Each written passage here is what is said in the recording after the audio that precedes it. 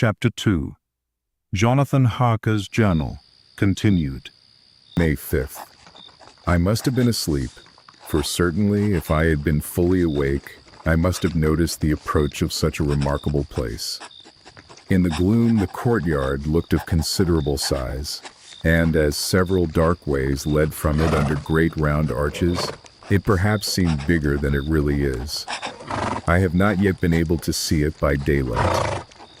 When the caleche stopped, the driver jumped down and held out his hand to assist me to alight. Again, I could not but notice his prodigious strength. His hand actually seemed like a steel vise that could have crushed mine if he had chosen. Then he took out my traps and placed them on the ground beside me as I stood close to a great door, old and studded with large iron nails, and set in a projecting doorway of massive stone. I could see even in the dim light that the stone was massively carved, but that the carving had been much worn by time and weather. As I stood, the driver jumped again into his seat and shook the reins. The horses started forward, and trap and all disappeared down one of the dark openings. I stood in silence where I was, for I did not know what to do. Of bell or knocker there was no sign. Through these frowning walls and dark window openings, it was not likely that my voice could penetrate. The time I waited seemed endless, and I felt doubts and fears crowding upon me. What sort of place had I come to, and among what kind of people? What sort of grim adventure was it on which I had embarked? Was this a customary incident in the life of a solicitor's clerk, sent out to explain the purchase of a London estate to a foreigner? Solicitor's clerk. Mina would not like that. Solicitor, for just before leaving London, I got word that my examination was successful, and I am now a full-blown solicitor. I began to rub my eyes and pinch myself to see if I were awake. It all seemed like a horrible nightmare to me, and I expected that I should suddenly awake and find myself at home with the dawn struggling in through the windows, as I had now and again felt in the morning after a day of overwork. But my flesh answered the pinching test, and my eyes were not to be deceived. I was indeed awake and among the Carpathians. All I could do now was to be patient and to wait the coming of the morning. Just as I had come to this conclusion, I heard a heavy step approaching behind the great door, and saw through the chinks the gleam of a coming light. Then there was the sound of rattling chains and the clanking of massive bolts drawn back. A key was turned with the loud grating noise of long disuse, and the great door swung back. Within stood a tall old man, clean-shaven save for a long white mustache, and clad in black from head to foot, without a single speck of color about him anywhere.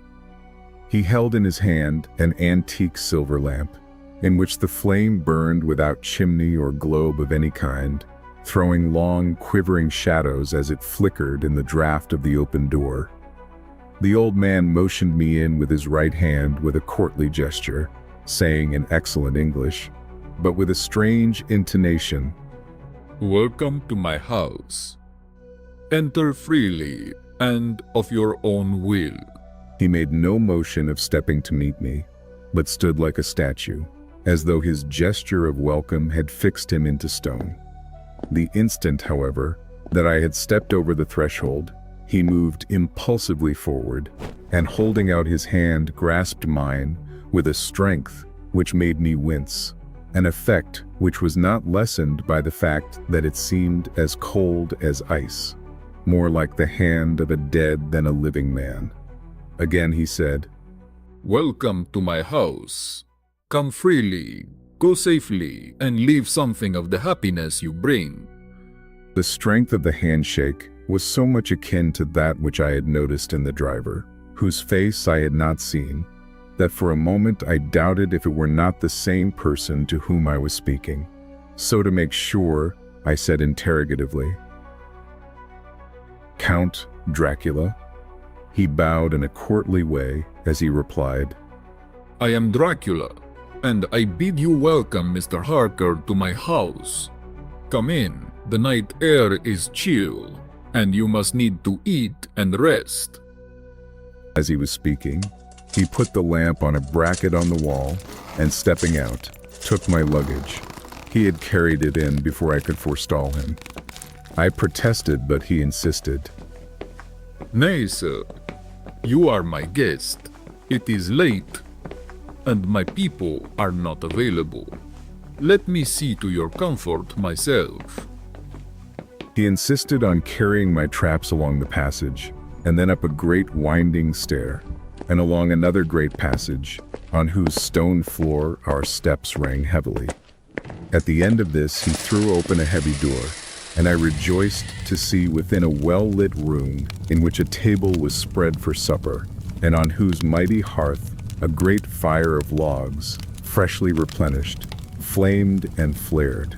The Count halted, putting down my bags, closed the door, and crossing the room, opened another door, which led into a small octagonal room lit by a single lamp, and seemingly without a window of any sort.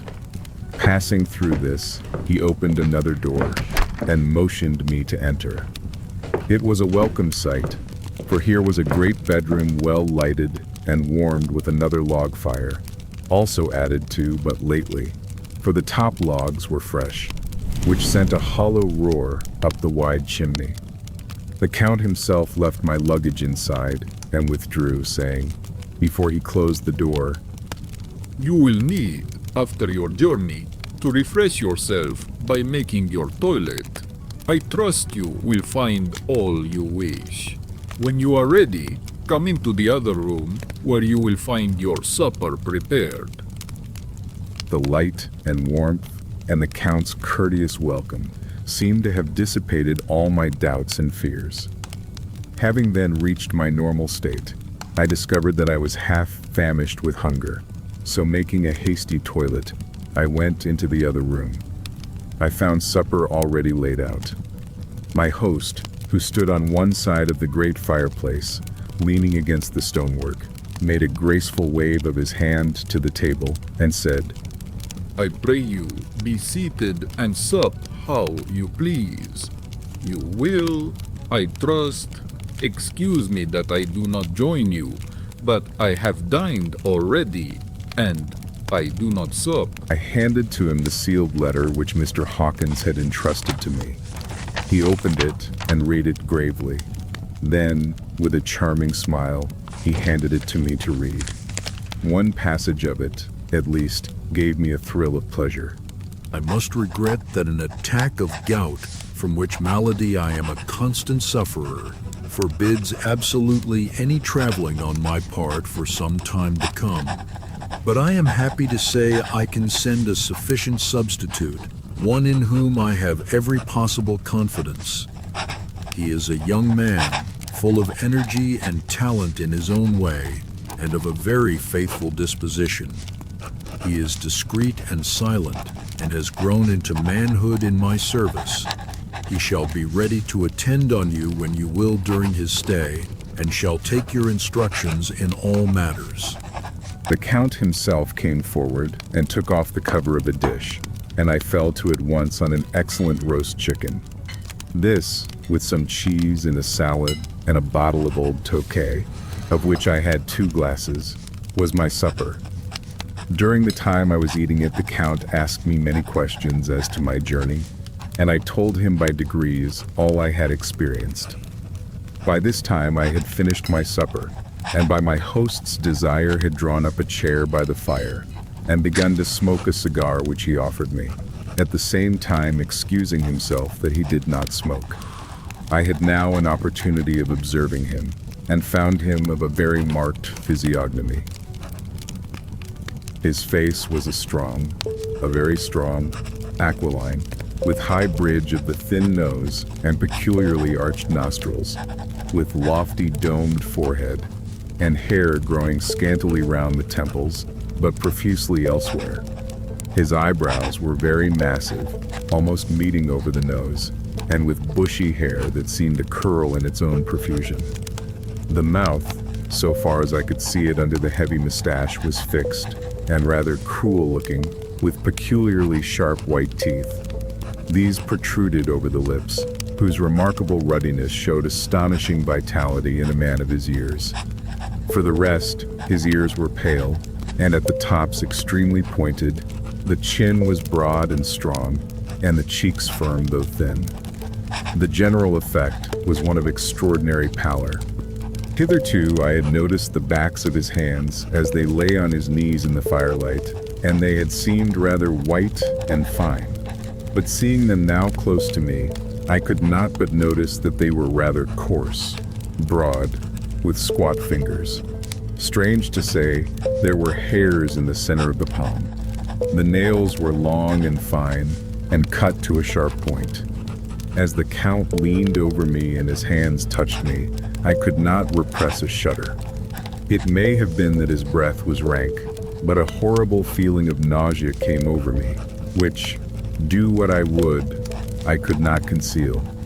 The Count, evidently noticing it, drew back, and with a grim sort of smile, which showed more than he had yet done his protuberant teeth, sat himself down again on his own side of the fireplace.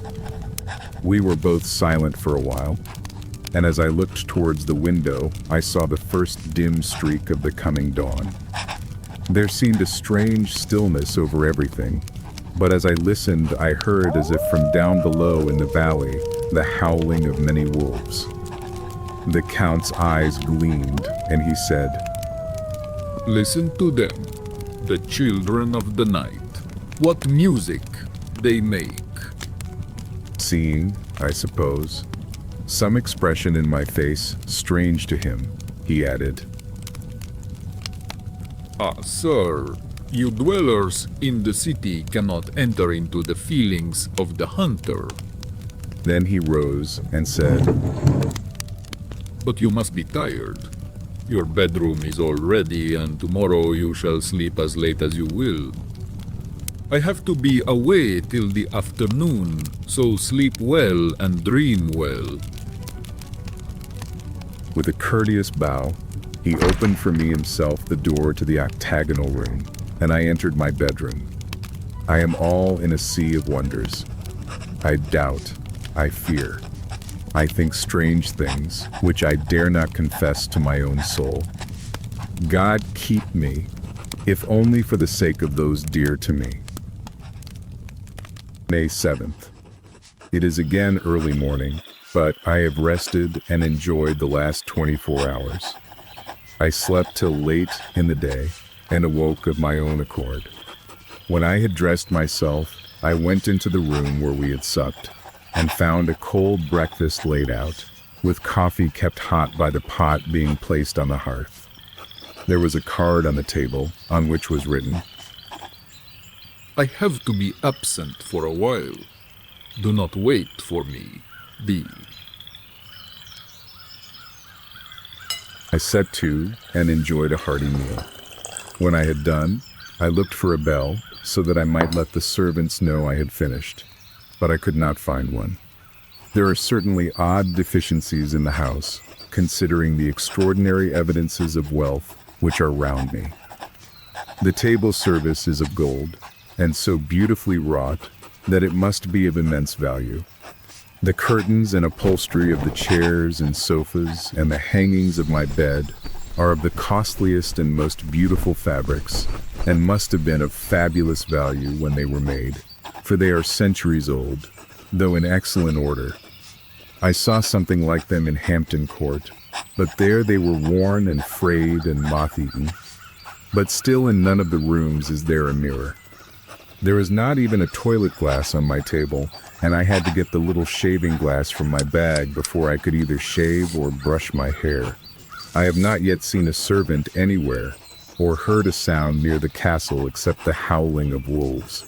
Some time after I had finished my meal, I do not know whether to call it breakfast or dinner, for it was between 5 and 6 o'clock when I had it. I looked about for something to read, for I did not like to go about the castle until I had asked the Count's permission. There was absolutely nothing in the room, book, newspaper, or even writing materials, so I opened another door in the room and found a sort of library. The door opposite mine I tried, but found it locked. In the library, I found, to my great delight, a vast number of English books, whole shelves full of them, and bound volumes of magazines and newspapers. A table in the center was littered with English magazines and newspapers, though none of them were of very recent date. The books were of the most varied kind: history, geography, politics, political economy, botany, geology, law, all relating to England and English life and customs and manners. There were even such books of reference as the London Directory, the Red and Blue books, Whitaker's Almanac, the Army and Navy lists, and it somehow gladdened my heart to see it, the law list. Whilst I was looking at the books, the door opened and the Count entered. He saluted me in a hearty way and hoped that I had had a good night's rest. Then he went on. I am glad you found your way in here, for I am sure there is much that will interest you, these companions. And he laid his hand on some of the books. Have been good friends to me, and for some years past, ever since I had the idea of going to London, have given me many hours of pleasure.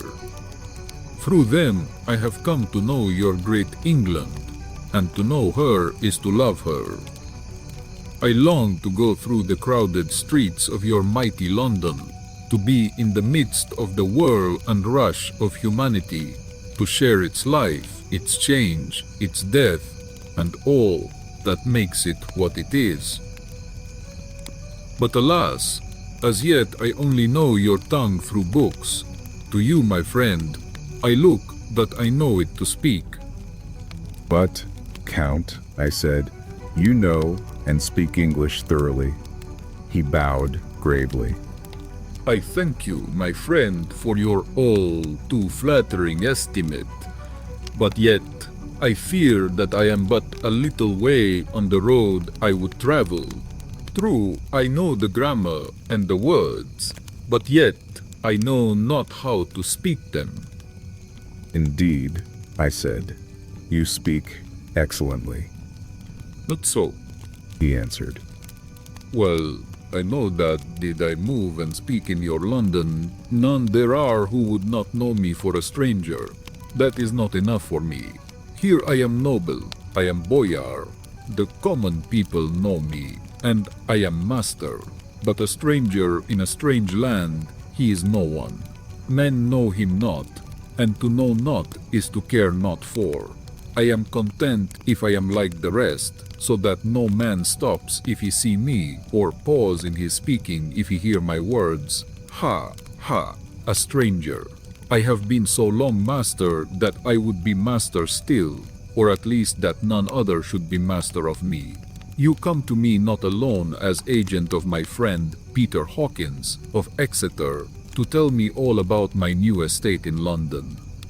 You shall, I trust, rest here with me a while, so that by our talking I may learn the English intonation, and I would that you tell me when I make error, even of the smallest, in my speaking. I am sorry that I had to be away so long today, but you will, I know, forgive one who has so many important affairs in hand. Of course, I said all I could about being willing, and asked if I might come into that room when I chose.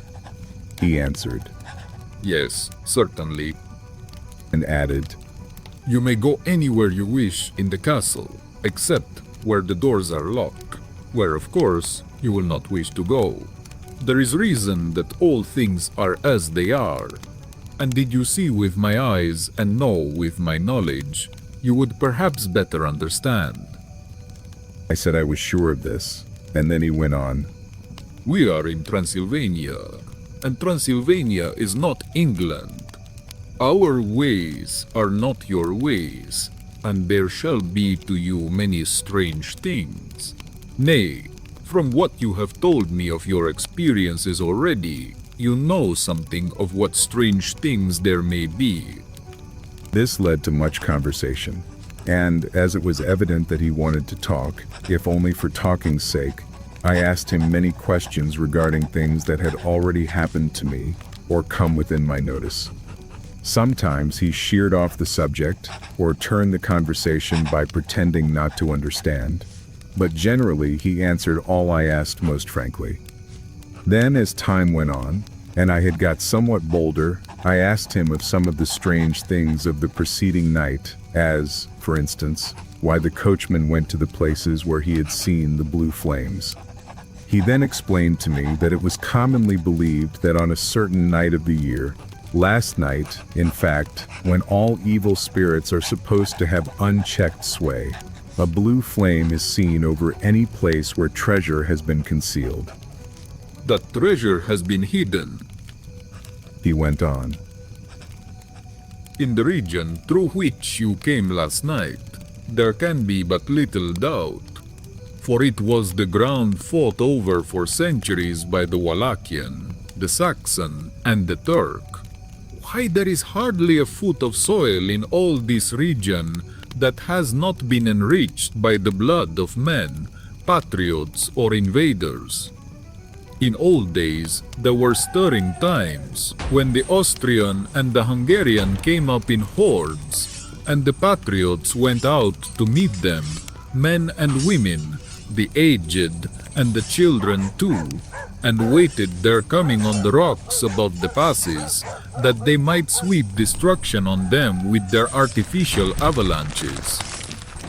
When the invader was triumphant, he found but little, for whatever there was had been sheltered in the friendly soil.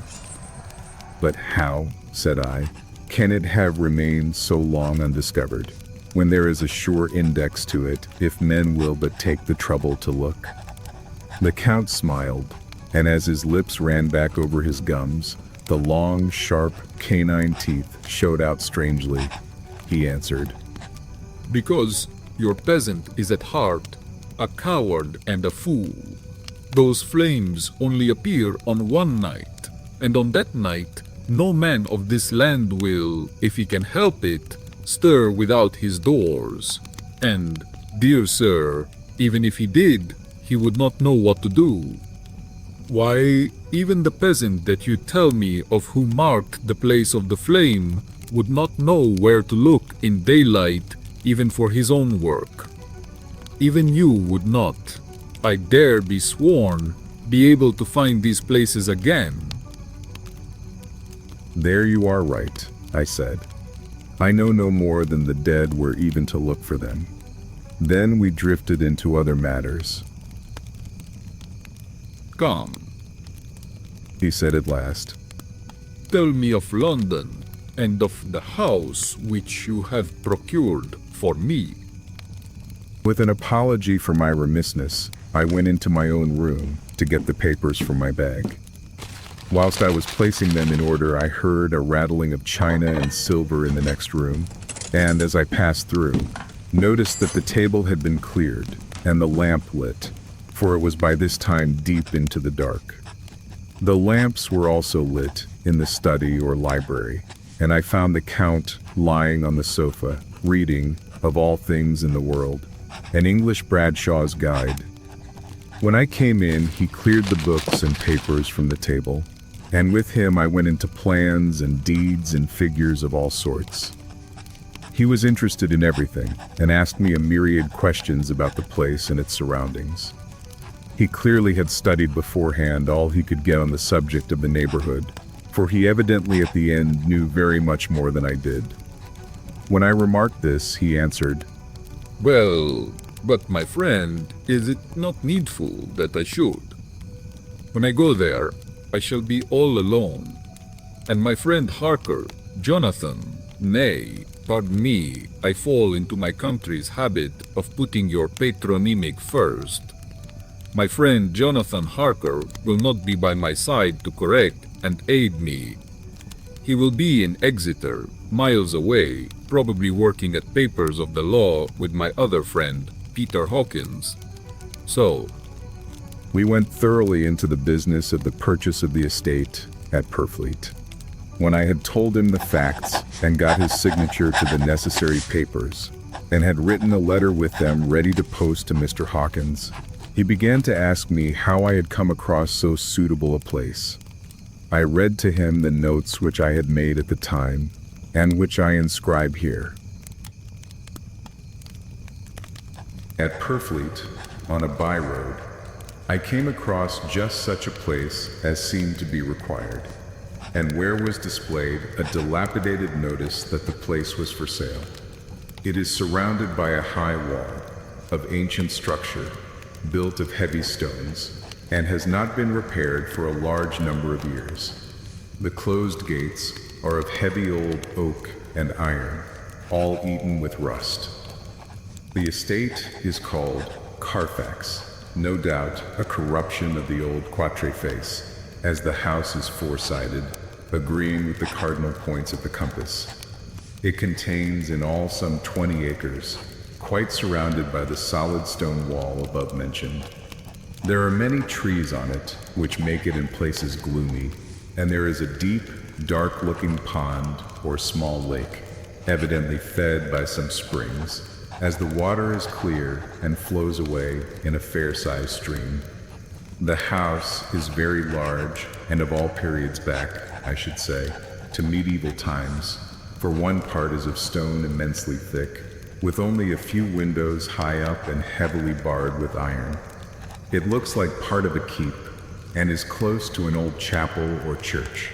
I could not enter it, as I had not the key of the door leading to it from the house, but I have taken with my Kodak views of it from various points. The house has been added to, but in a very straggling way, and I can only guess at the amount of ground it covers, which must be very great.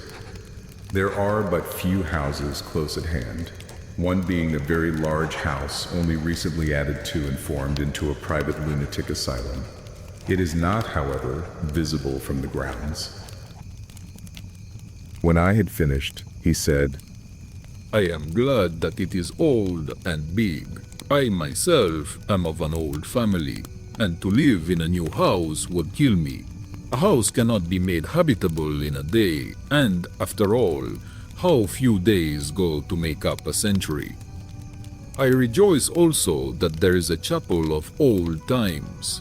We Transylvanian nobles love not to think that our bones may lie amongst the common dead. I seek not gaiety nor mirth, not the bright voluptuousness of much sunshine and sparkling waters which please the young and gay. I am no longer young, and my heart, through weary years of mourning over the dead, is not attuned to mirth. Moreover, the walls of my castle are broken, the shadows are many, and the wind breathes cold through the broken battlements and casements. I love the shade and the shadow, and would be alone with my thoughts when I may. Somehow his words and his look did not seem to accord, or else it was that his cast of face made his smile look malignant and saturnine. Presently, with an excuse, he left me, asking me to put all my papers together. He was some little time away, and I began to look at some of the books around me. One was an atlas, which I found open naturally at England, as if that map had been much used. On looking at it, I found in certain places little rings marked, and on examining these I noticed that one was near London on the east side, manifestly where his new estate was situated. The other two were Exeter and Whitby on the Yorkshire coast. It was the better part of an hour when the Count returned. Aha! He said, Still at your books. Good. But you must not work always. Come, I am informed that your supper is ready. He took my arm, and we went into the next room, where I found an excellent supper ready on the table. The Count again excused himself, as he had dined out on his being away from home. But he sat as on the previous night, and chatted whilst I ate. After supper I smoked, as on the last evening, and the Count stayed with me, chatting and asking questions on every conceivable subject, hour after hour. I felt that it was getting very late indeed, but I did not say anything, for I felt under obligation to meet my host's wishes in every way. I was not sleepy, as the long sleep yesterday had fortified me, but I could not help experiencing that chill which comes over one at the coming of the dawn, which is like, in its way, the turn of the tide. They say that people who are near death die generally at the change to the dawn or at the turn of the tide. Anyone who has, when tired, and tied as it were to his post, experienced this change in the atmosphere can well believe it. All at once, we heard the crow of a cock coming up with preternatural shrillness through the clear morning air.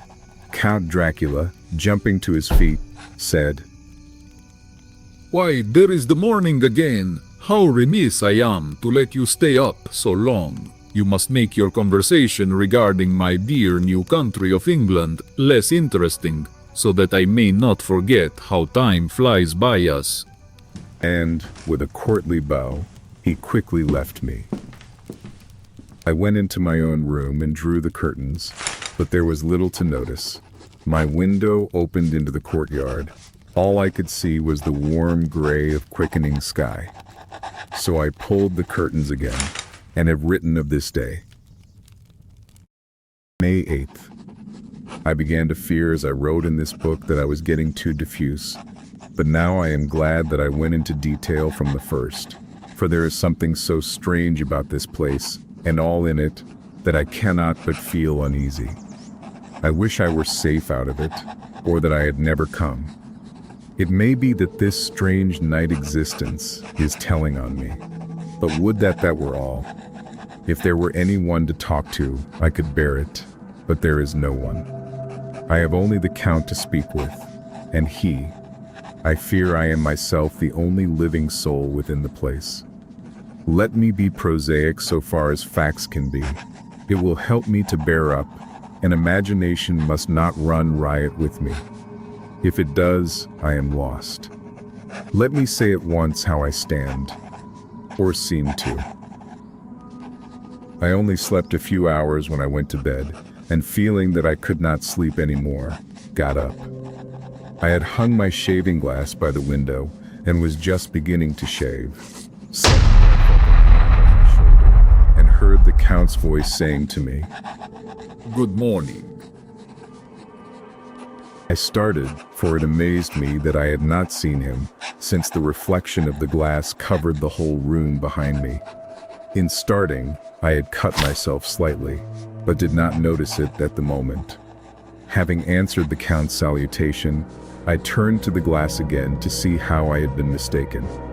This time, there could be no error, for the man was close to me, and I could see him over my shoulder, but there was no reflection of him in the mirror. The whole room behind me was displayed, but there was no sign of a man in it, except myself. This was startling, and, coming on the top of so many strange things, was beginning to increase that vague feeling of uneasiness, which I always have when the Count is near. But at the instant I saw that the cut had bled a little, and the blood was trickling over my chin. I laid down the razor, turning as I did so half round to look for some sticking plaster. When the Count saw my face, his eyes blazed with a sort of demoniac fury, and he suddenly made a grab at my throat. I drew away, and his hand touched the string of beads which held the crucifix. It made an instant change in him, for the fury passed so quickly that I could hardly believe that it was ever there. "Take care," he said. "Take care how you cut yourself. It is more dangerous than you think in this country." Then, seizing the shaving glass, he went on. "And this is the wretched thing that has done the mischief. It is a foul bauble of man's vanity. Away with it." And opening the heavy window with one wrench of his terrible hand, he flung out the glass, which was shattered into 1,000 pieces on the stones of the courtyard far below. Then he withdrew without a word. It is very annoying, for I do not see how I am to shave, unless in my watch case or the bottom of the shaving pot, which is fortunately of metal. When I went into the dining room, breakfast was prepared, but I could not find the Count anywhere, so I breakfasted alone. It is strange that as yet I have not seen the Count eat or drink. He must be a very peculiar man. After breakfast, I did a little exploring in the castle. I went out on the stairs and found a room looking towards the south. The view was magnificent, and from where I stood there was every opportunity of seeing it. The castle is on the very edge of a terrible precipice. A stone falling from the window would fall 1,000 feet without touching anything. As far as the eye can reach is a sea of green treetops, with occasionally a deep rift where there is a chasm. Here and there are silver threads where the rivers weaned in deep gorges through the forests.